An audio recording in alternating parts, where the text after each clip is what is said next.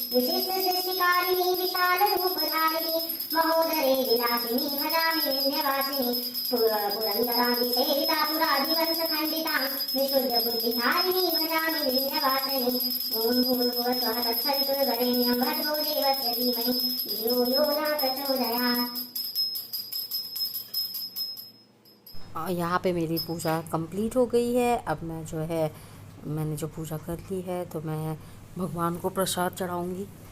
और वैसे भी जैसे ही पूजा हो तो जल से भगवान का आचमन करना चाहिए, और वो मैं करूँगी देखो यहाँ पे। और इसके बाद में आचमन करने के बाद में मैं भगवान को लगाऊँगी भोग। मैं अभी ये भोग रखे हुए मिश्री के दाने में वो भगवान को खिला देती हूँ अपने।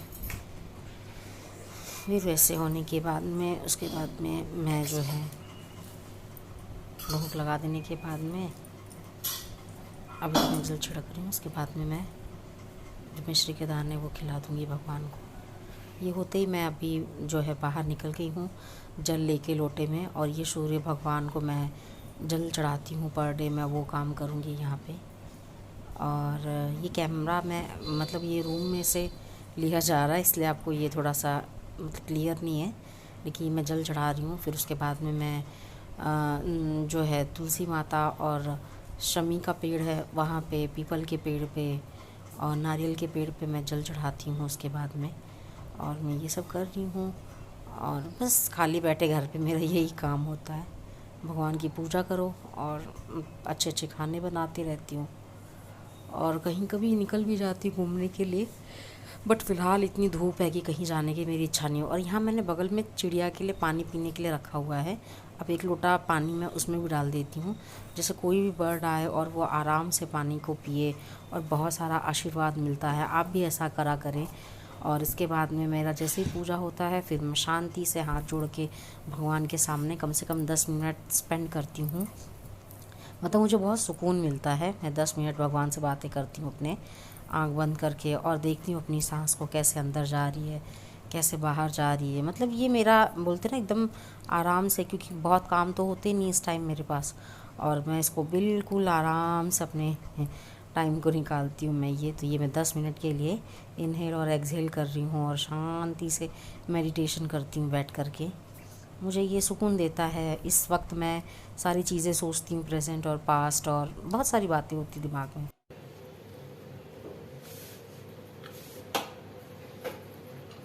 तो मैंने कर लिया है पूजा और मॉर्निंग की साफ़ सफाई, पूजा, और बच्चे भी चले गए हैं।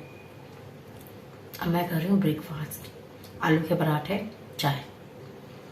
आप लोगों ने ब्रेकफास्ट किया या नहीं अभी तक? तो उसके बाद मेरा सिर्फ एक काम बाकी है, लंच प्रिपेयर करने का, और मैं धीरे धीरे फिर उसको भी कर लूँगी। तो चलो देखते हैं आज क्या बनाते हैं। मैं सोच रही हूँ आज आप लोगों को सिखाऊं जो करेला होता है ना, करेला, उसका भरता या उसका चोखा, आज वो सीखेंगे हम लोग। पहले नाश्ता कर लूँ, थोड़ा सा मतलब टाइम भी हो जाए थोड़ा, फिर देखते हैं बना के। ओके, लंच तैयारी कर रही हूँ लंच की।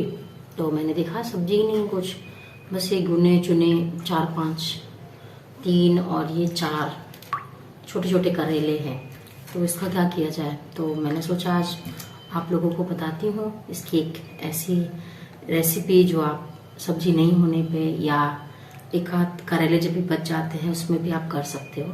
तो उसके लिए करेंगे क्या, करेले को धुल लेंगे अच्छे से, ऐसे खड़े खड़े धुल लिया। उसी के साथ में जैसे मैंने चार करेले हैं मेरे पास में, तो कम से कम 5 आलू ले लिए मैंने। इसको भी धुल लेंगे अच्छे से।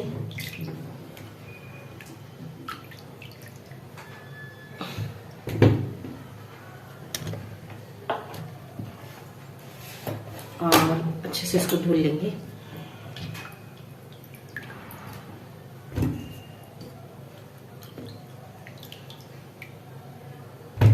और इस करेले को चेक कर लेंगे कि इसमें कचरा वचरा ना हो।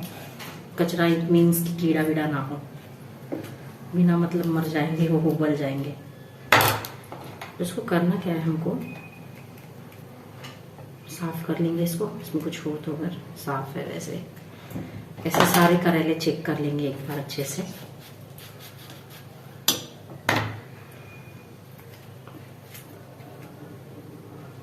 ये भी साफ है।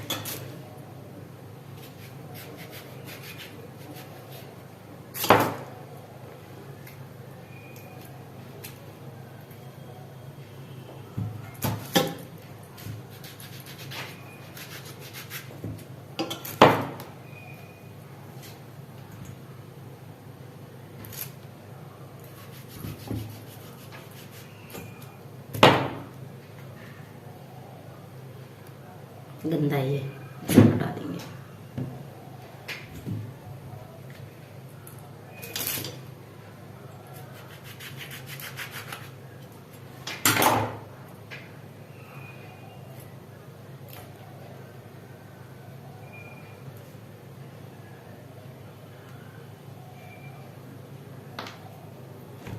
साफ कर दिया। और साफ करने के बाद में क्या करेंगे कि जो ये करेला है, ये इसको तो ये 4 करेले और ये 4-5 आलू, इसको कर देंगे हम लोग बॉईल। तो चलिए बॉईल करते हैं। कुकर लगा दिया है, चलते हैं। अब इसको उबाल लेंगे। 4 करेले और 4-5 आलू को मैंने, 5 आलू है, छोटे छोटे हैं, बहुत बड़े भी नहीं है। तो इसको रख देंगे उबलने के लिए कुकर में। इसको कम से कम 3 सीटी तो हम इसको उबाल लेंगे। अभी क्या करना है, टमाटर मैंने आधा ले लिया है, इसको गैस के पास रख दिया, थोड़ी सॉफ्ट हो जाएगी, इसको भी ऐड कर देंगे। प्रेशर कुकर करेंगे बंद। अभी मैंने ढक्कन लगा दिया है। अब ये सीटी आ जाए, 3 सीटी तक पकाएंगे इसको। जब तक करेले उबल रहे हैं तब तक हम लोग क्या करेंगे, 2 प्याज और एक मतलब इसमें से इसका हाफ जितनी लहसुन की इसमें कलियां हैं उसको, और ये 2 मिर्ची, इसको महीन महीन कट कर लेंगे। ठीक है। और मेरी गारंटी है, आपने मतलब इस तरह का खाया नहीं होगा, बहुत अच्छा ऑप्शन होता है।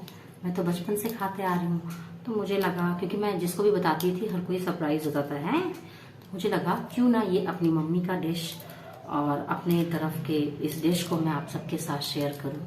तो चलते हैं, काट लेते हैं।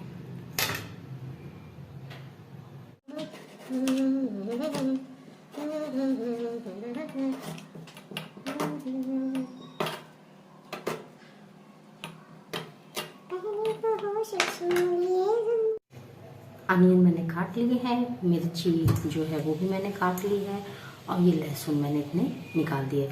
करेंगे क्या, अब इस लहसुन को इसमें डाल के हम लोग इसको मतलब बहुत फाइन नहीं, थोड़ा सा कुछ कर देंगे उसको। मतलब इसको उसका पेस्ट बना लेंगे। महीन पेस्ट नहीं चाहिए मुझे, दरदरा चाहिए। तो मैं इसमें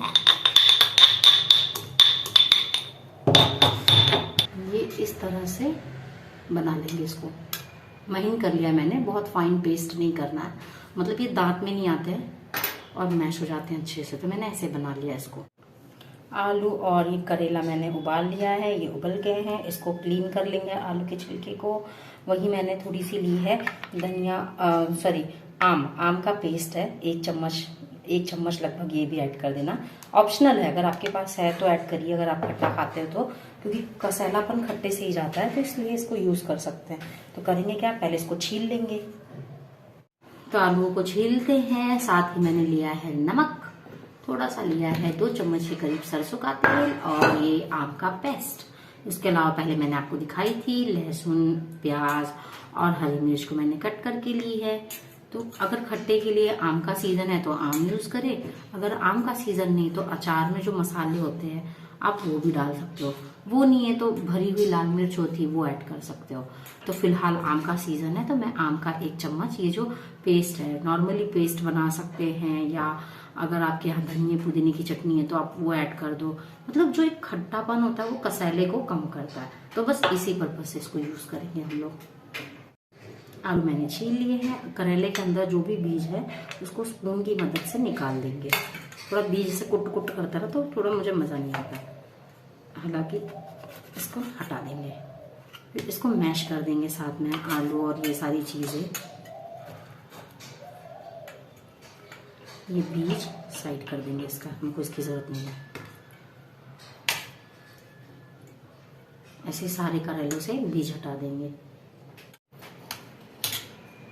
तो गाइस मैंने सारी चीज़ों को कर दिया है मैश। डालेंगे इसमें ऑयल सरसों का 1 चम्मच 1.5 चम्मच के करीब, और जाएगा इसमें थोड़ा सा नमक। फिर नमक डालने के बाद इसको करेंगे मिक्स करने के बाद में, और आप इसको टेस्ट करेंगे तो ये इतना यम्मी हेल्दी होता है कि पूछे नहीं। और दूसरा, अगर आपके पास कुछ भी नहीं है तो झटपट से बनने वाला ये एक आपकी एक सब्जी का काम।